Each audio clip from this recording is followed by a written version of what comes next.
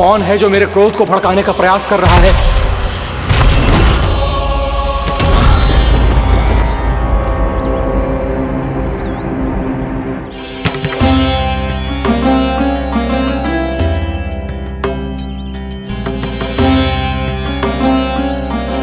अभी क्या देखा मैंने? किसके पांव थे वो?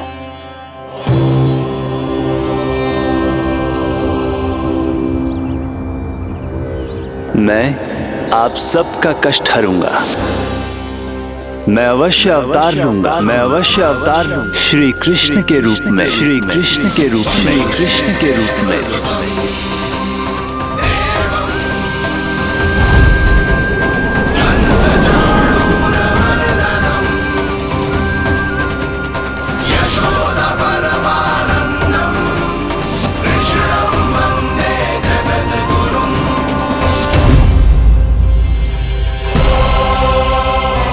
नहीं, नारायण चोरी नहीं कर सकते। अवश्य ये कोई पाखंडी है। यदि मेरा आभास सही है तो अब न ये मेरे क्रोध से बच पाएगा और न ही मेरे श्राप से। न ये मेरे क्रोध से बच पाएगा और न ही मेरे श्राप से।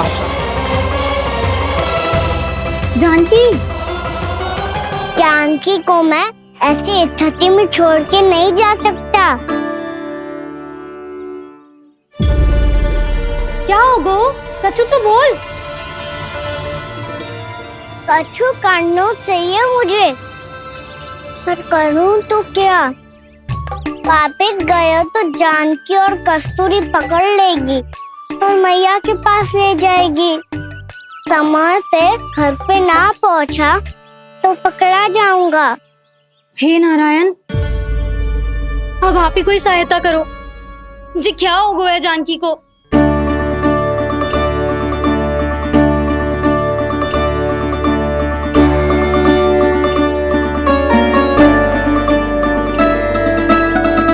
कस्तूरी, कस्तूरी, कस्तूरी। जी मेरा नाम किसने पुकारो? कौन है वहाँ? रानी भाभी, रानी भाभी, तनिक सहायता करो ना। भाभी जी देखो ना जानकी को क्या हो गया है। जानकी, जानकी क्या हो गया है? कस्तूरी तनिक जल लेकर आ। जानकी क्या हुआ? कहीं आप ये तो नहीं सोच रहे प्रभु कि बड़ी माँ थोड़ी देर में मैया को भी यहाँ बुला लेंगी? हाँ, और तब मैं निश्चिंत होके घर जा पाऊंगा। पर प्रभु, यदि मैया को घर से निकलने से पहले ही पता चल गया कि आप घर पर नहीं हैं, तो क्या होगा? ना, कुछ तो गड़बड़ है। कहीं चोट लगने का तो प्रभाव ना है कि जे इतना सो रहा है। यदि मैया को आपकी अनुपस्थिति का पता चल गया तो क्या करेंगी वो? यशोदा, मुझे लगता है कि तुम्हारा मन आजकल ढूंढने लगो है कि कहीं से तुम्हें चिंता मिल जाए और तुम उसे व्यर्थ में ही ले लो। कहना क्या चाहते हो आप? यही कि तुम्हारा लल्ला कितनी शांति से सो रहा है और तुम यहाँ उसकी चिंता कर रहे हो। सुबह की चोट को तो कब का भूल गए हो। तुम ही बताओ, तनिक भी पीड़ा होती इसे तो इतनी शांति से सो पाते हो? ना। तो बस, तो फिर चिंता मत ही करो। मैं रहूंगा ना इसी कक्ष में, ध्यान रखूंगा उसका। तो जे बोलो ना, आपको भी कान्हा के जैसे चादर तान के सोनो। अरे ना, भरी दोपहर में कोई सोता है क्या भला? पक्की बात? हाँ, पक्की बात। मैं लल्ला को ध्यान रखूंगा, तुम चिंता मत करो। हाँ हाँ हाँ ठीक है। वैसे भी मुझे बहुत कार्य है। इतना सारा माखन इकट्ठा होगा है, पुराना होने से पहले इन सब का घी निकालना है। जानकी कह रही थी आएगी सहायता करने, तो कहीं ना है।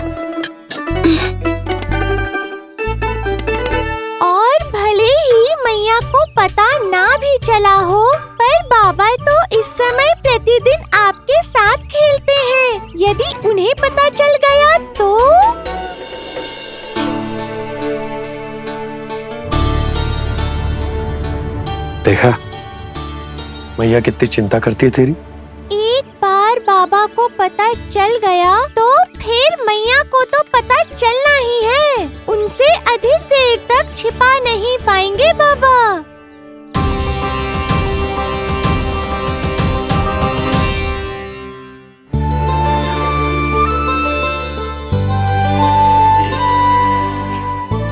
तेरी मैया ने मुझे इतना खिला दियो कि मुझे बड़ी तीव्र नींद आ रही। मैं यहीं तेरे साथ तनिक विश्राम कर लेता हूँ।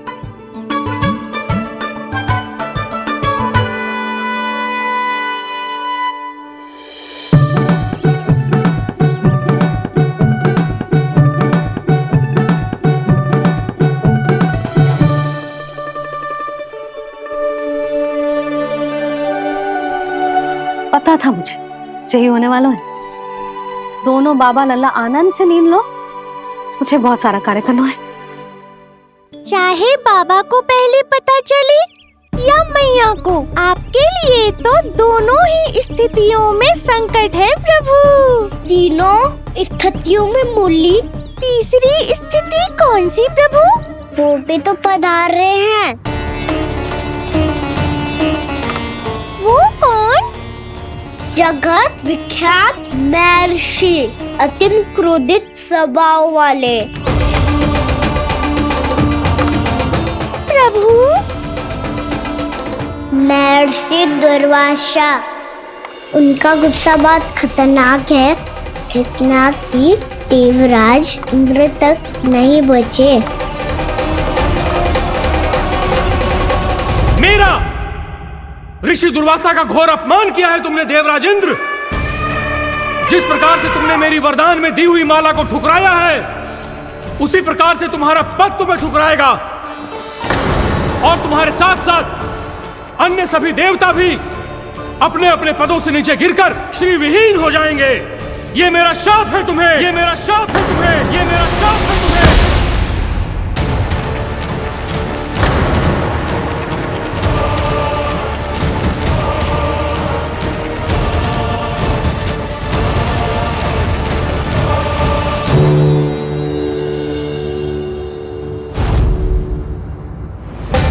उनकी अर्धांगिनी को भी उनकी क्रोध का सामना करना पड़ा।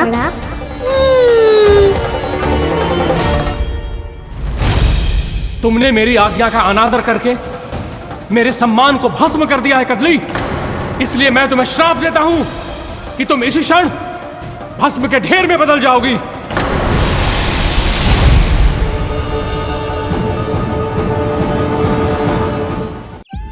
ये क्या किया महर्षि आपने? इंद्र को भी नहीं छोड़ा, देवताओं पे भी दया नहीं की आपने, और अब मेरी पुत्री को अपनी क्रोधाग्नि से भस्म कर दिया। मैं आपकी संवेदनाओं को समझता हूं ऋषिवर, परंतु यदि मैंने देवताओं को श्राप न दिया होता तो समुद्र मंथन भी न होता और उन्हें अमृत भी न मिलता। और अब मेरे श्राप से आपकी पुत्री और मेरी पत्नी कदली फल बनेगी और श्री विष्णु जी की कृपा से सभी पूजाओं में सबसे अधिक प्रयोग होने वाले फल होने का सम्मान प्राप्त होगा उसे।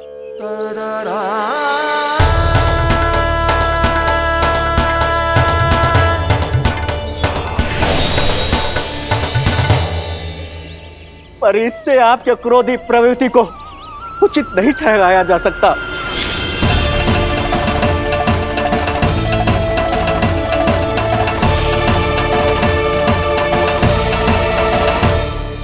पर प्रभु, आपको उनसे संकट क्यों है?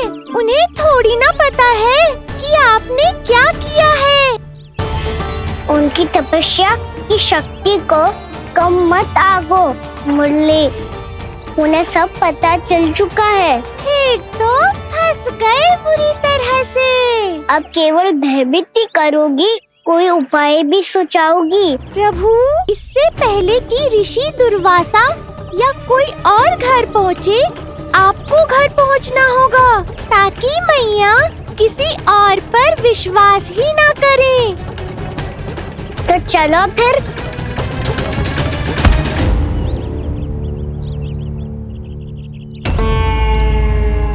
कान्हा, लगी तो नहीं तुझे? भाग तो ऐसे रहा था जैसे पीछे कोई चक्रवात आ रहा हो। चक्रवाती आरोह है ताऊ, क्रोध का चक्रवात।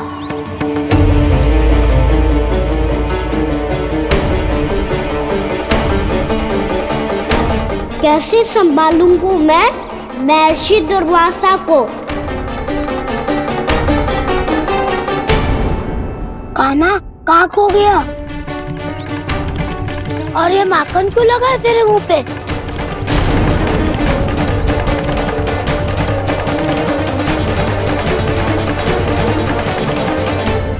माखन, तुम सब यहाँ क्या कर रहे हो? मैंने तुझे चुपचाप घर से निकलते हुए देखा तो मैं इन सब को एकत्र करके तुझे ढूंढने निकल पड़ा। देखो देखो, उसके मुंह के साथ उसके वस्त्र पर भी माखन लगा है। लगता है माखन खा के ना माखन में डुबकी लगा के आए हो कान्हा। कहाँ से? अकेले अकेले चला गो अपने पक्के सका से, पूछे तक ना तूने। मुझे भी ले चलता कान्हा, मेरी मैया तो बिना पूछे माखन सुने भी नहीं देती। मुझे ऐसा क्यों लग रहा है कान्हा कि तूने माखन चोरी चुप के खाया है, और वो भी किसी अपरिचित के घर से? कान्हा, किसी अपरिचित घर से ना खायो। मैं तो जानकी के घर गया था चुपके माखन खाने। हैं? प्रभु, अपना भेद स्वयं ही बता दिया सबको।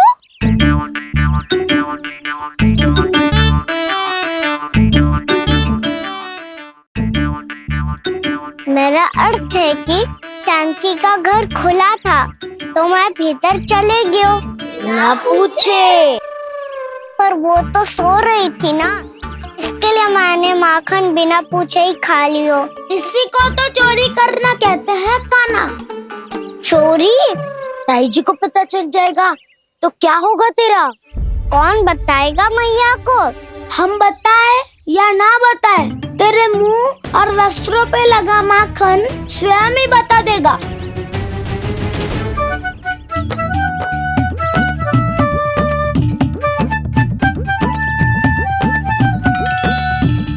माखन तो आपके वस्त्रों पे भी लगा है दाऊ। ये तो तब लगा होगा जब तुम मुझसे टकराया था। हाँ, मैया तो यही सोचेगी ना कि आप मेरे साथ ही थे। अब बताओ, कौन बताएगा मैया को? वसंता भी ने तो सुना है, ये बताएगा। सोच ले वसंता, मैया को मेरी बुराई सुन के क्रोध आया तो? नाना, मैं ना बताऊंगा। जब तक मुझसे सीधे सीधे प्रश्न ना किए जाए तब तक मैं कुछ ना बताऊंगा। यदि यहाँ सत्यवादी मधुमंगल होता तो वो पक्का बता देता। तब तो अच्छा है वो यहाँ नहीं है। मैं बताऊंगा ताई जी को, क्योंकि मुझे ताई जी ने सब सूचना देने को कहा था। कब? सुबह जब मैं ताई जी को पूजा के फूल देने को गया था। सुन, तेरी आंख के सामने कछु उल्टा सीधा हो या कोई अत्यधिक शरारत करे तो सीधे आके मुझे सूचना दियो, समझ गो? ना बताएगो ना तो मैं कान्हा को बाहर भेजने की आज्ञा वापस ले लूंगी। नाना, आप आगे वापस मत देना, मैं सब बताऊंगा। इसलिए आपको तो ताई जी को बताना पड़ेगा। अर्थात मैया ने आपको बाहर भेजने से पहले ही गुप्तचर की व्यवस्था कर ली थी। मैंने वो वचन दिया है। मेरी आंखों के सामने कुछ भी उल्टा सीधा हुआ तो मुझे सूचना देनी पड़ेगी। पर तेरी आंखों के सामने कुछ उल्टा सीधा हुआ ही ना, वो बातों में उलझा रखा ना, मुझे बताना चाहिए ना तो अनुचित होगा बलराम। और सखा को फंसाना अनुचित ना होगा, क्यों दाऊ? ये निर्णय मैं कैसे करूं? तो और कौन करेगा? कीचड़।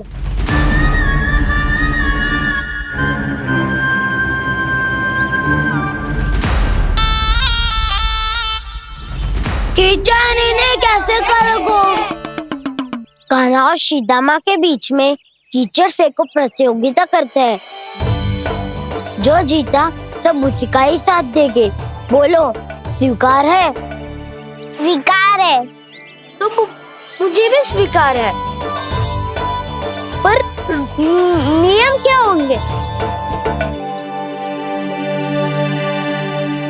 जो पहले थक जाएगा उसको हारा हुआ माना जाएगा, या फिर जो 2 बार अपने विरोधी पर कीचड़ फेंक देगा वो जीत जाएगा।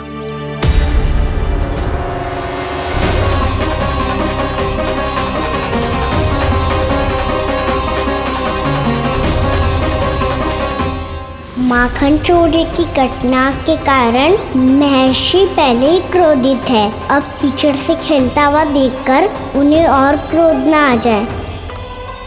कान्हा, तेरा ध्यान कहाँ है? खेल आरंभ होने वाला है। अब चुनौती स्वीकार कर ली है तो खेलना तो पड़ेगा ही। तो फिर चलो।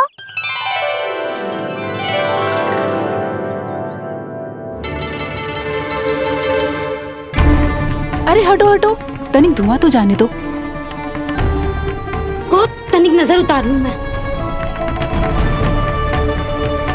अरे वैद्य जी उपलब्ध ना है, मथुरा गए हुए हैं। इसकी स्थिति का उपचार किसी वैद्य के पास भी ना होगा, पर मेरे पास है।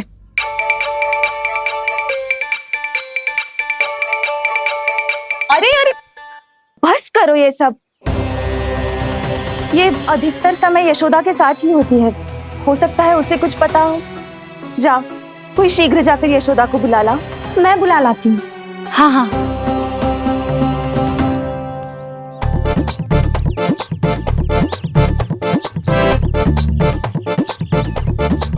मैं ही बनूंगा निर्णायक। नाना, इसे ना बनना चाहिए। ये तो कान्हा के हाँ में हाँ मिलाता है। बलदाव को ही बनना चाहिए निर्णायक। हाँ, बलदाव को ही निर्णायक बनना चाहिए।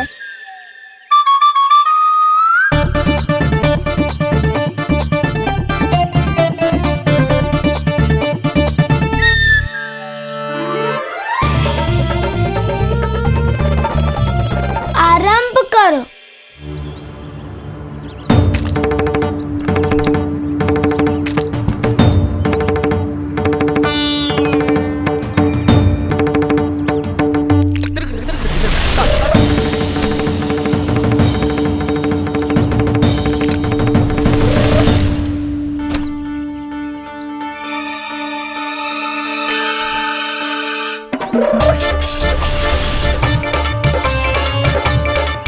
वाह, क्या सटीक लगता भेजा है सीधा मैंने।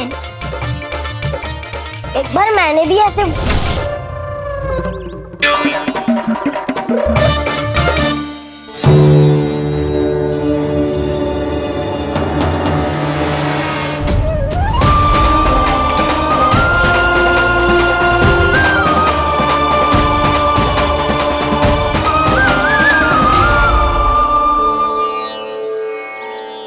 मैं बिल्कुल सही था। जो बालक सबके घरों से माखन चुराए, जो कीचड़ से खेले, वो नारायण का अवतार कदापि नहीं हो सकता। ये अवश्य कोई छलिया है जो कृष्ण होने का स्वांग कर रहा है। इसे इसके अपराध का बहुत कड़ा दंड दूंगा मैं। इसे इसके अपराध का बहुत कड़ा दंड दूंगा मैं। इसे इसके अपराध का बहुत कड़ा दंड दूंगा।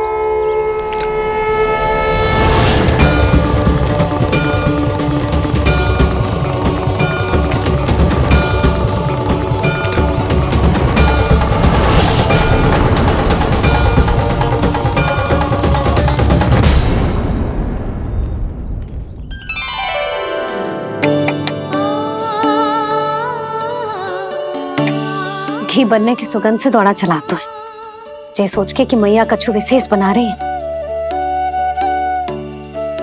चे तो अभी तक सो रहे हैं।